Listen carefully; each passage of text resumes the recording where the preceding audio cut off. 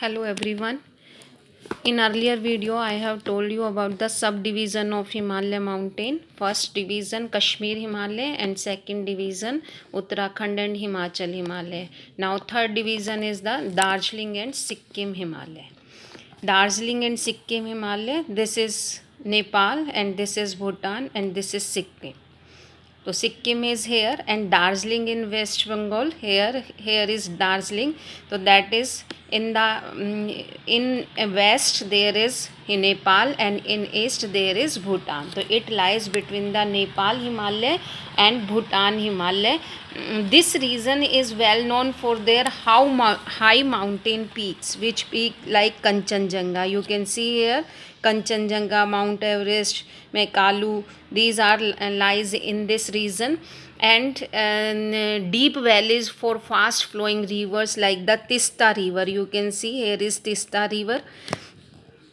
And Lapcha tribal people here in this region, tribal people are lived here. And which tribal people? Lapcha tribe, they live upper side. If we will go in the lower side, we will found the Nepalis, Bengalis and tribes from central India lived over there.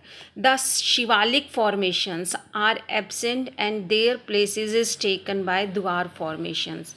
Earlier I have told you what is the Shivalik formations. Again I am telling you Shivalik formations are absent.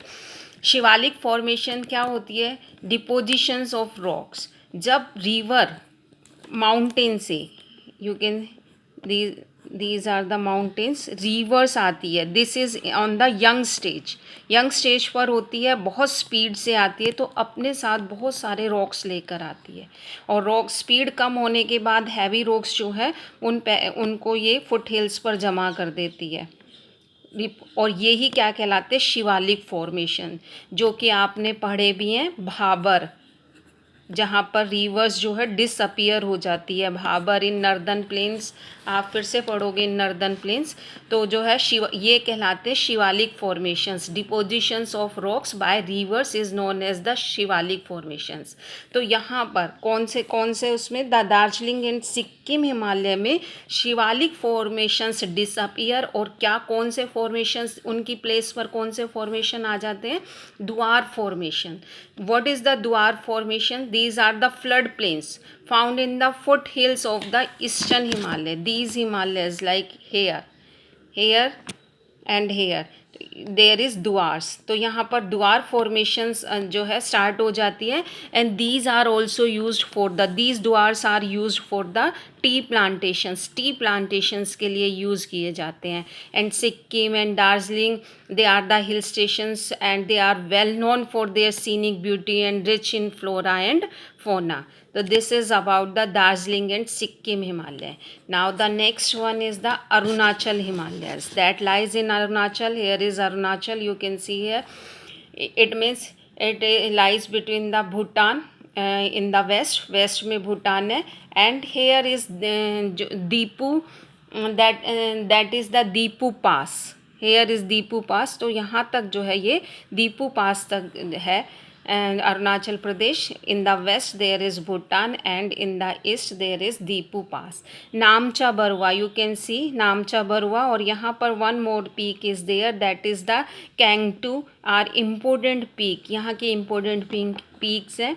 Reverse जो है यहाँ पर you can see there is Dihang river, Lohit river, Brahmaputra river. This which Tsangpo river is called in Tibet and in our country it is known as the Brahmaputra river.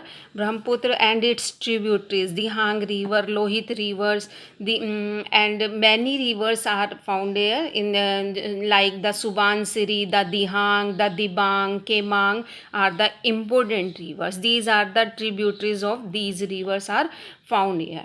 If we will talk about the tribes of these places, so many tribal people are there like the Monpa, Dafla, Abor, Mishmi, Nishi and Nagas are here. And in this area, Jhuming farming is cultivation is practiced jhuming cultivations क्या होता है, आपने पहले भी पढ़ा होगा. This is slash and burn farming.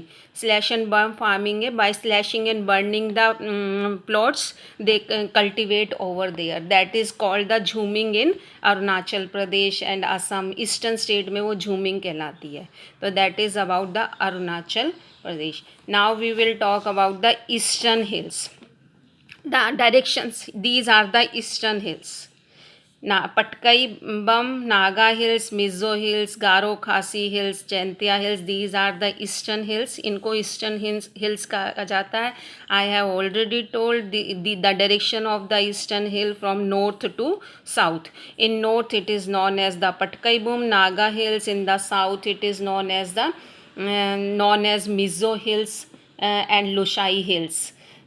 In the south, in the Barak tribal people, if you want talk about the tribal people, many like Garo tribal people are found here. Garo, these are the Naga tribal peoples are there. And in the Barak is the important river in Mizoram and Manipur. Barak जो है वो important river है. You can see Barak river. Here is Barak river.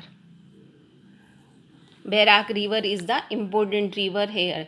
The Loktak lake is a unique feature of Manipur, surrounded by mountain from all sides. सब तरह से जो है mountain से घिरी हुई है और इस Loktak जो है वो इसकी important river है. तो this is about the eastern hills and mountains.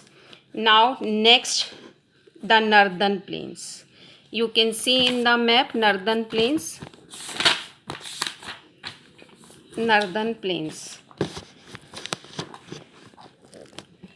These are the northern plains from Punjab to here West Bengal. These are the northern plain and these part of Assam are also northern plain. ये भी northern plain कहलाते हैं. They are formed by depositional work of mainly by three rivers. The Indus River, this one Indus River and its tributaries, Ganga River and its tributaries, and this is Brahmaputra river in tributaries. इनके द्वारा ये जो है Indus Ganga and Brahmaputra plain is also called. This is called Indus Ganga Brahmaputra plain. The plain extend the foot of mountains with the width of 152. This plain width is near about the 150 to 300 kilometer. If we will talk about the longitudinal extent, this is the latitudinal extent like this and longitudinal extent like this. So longitudinal, that is near about the 32 kilometer of 32 kilometer. The plain is narrow west in Assam, बहुत narrow है in Assam, in varying from 90 to 100 kilometer only, and it is wide near Rajmahal Hills. Here is Rajmahal Hills, that is the 160 kilometer, and 280 kilometer in Allahabad.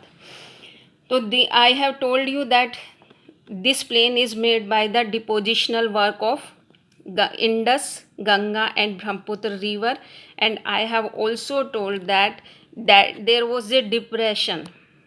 When I have told about the Himalaya mountain, there was a Tethys Sea. It was due to the collision of the two plates. Which two plates? Eurasian plate and Indo-Australian plate. And so there was the sediments of the Tethys Sea folded. वो fold हो गए. When it was folded like this, fold हुए, तो there was a depression. एक depression बना और that depression is filled by three river Indus, Ganga and Brahmaputra, or that depression became the plain, or that is called the northern plain. और उसको हम क्या कहलाता है वो northern plain कहलाता है. Now the relief feature of this plain, क्या कौन से features यहाँ पर मिलते हैं? The Bhabar, the Tarai and the Tarai, the Bangar and the Khadar. क्या है भादर एंड भावर? अभी मैंने आपको बताया शिवालिक फॉर्मेशंस में when reverse in young stage bring so many rocks, and that deposit on the foothills of the Himalayas, or that is called the Shivalik formations. और वही शिवालिक formation किसके नाम से जाने जाते हैं? भावर के नाम से जाने जाते हैं. भावर it lies along the foothills of the Shivalik from the Indus to the Teesta river तक होते हैं. ये 8 to 16 किलोमीटर वाइड है, and it comprises the pebbles, stirred rocks in the shape of porous beds. Due to the porosity of the rocks, the stream disappear. यहाँ पर इतनी बड़ी बड़ी रॉक्स होती हैं कि उसके नीचे से जो है पानी जाता रहता है, बट जो है वो दिखाई नहीं देता है और वो अंडरग्राउंड फ्लो करता है. तो that is known as the Bhabar. This region is not much suitable, क्योंकि पेबल्स होते हैं बहुत ज़्यादा, तो इसलिए ये एग्रीकल्चर के लिए सूटेबल नहीं होते हैं. नाउ द तराई. तो ये फुट हिल्स पर जो है दैट इज़ द, यहाँ पर आपको भाबर देखने को मिलेगा, दिस एरिया, क्योंकि बिल्कुल हिल्स ख़त्म होते ही रॉक्स आएंगी, तो यहाँ पर ये एरिया जो है भाबर के उससे जाएगा. फिर उसके बाद कौन सा रीजन शुरू हो जाएगा? तराई रीजन शुरू हो जाएगा. भाबर के तुरंत बाद which region? Terai region. It lies in the south of the Bhabar, that is the north, and north में तो माउंटेन होगा और साउथ में क्या है? जो है तराई एरियाज मिलेगा. And run parallels to it. इसकी विड्थ जो है 20 to 30 किलोमीटर होती है, 20 to 30 किलोमीटर. और इसमें it is composed of comparatively फाइनर alluvial soil, क्योंकि यहाँ पर तो पेबल्स ज़्यादा होते हैं. कहाँ पर? भाबर में पेबल्स ज़्यादा होते हैं, बट तराई में जो है एलुवियल सोयल जो है वो ज़्यादा को देखने को मिलते हैं. And it is also covered by forest also.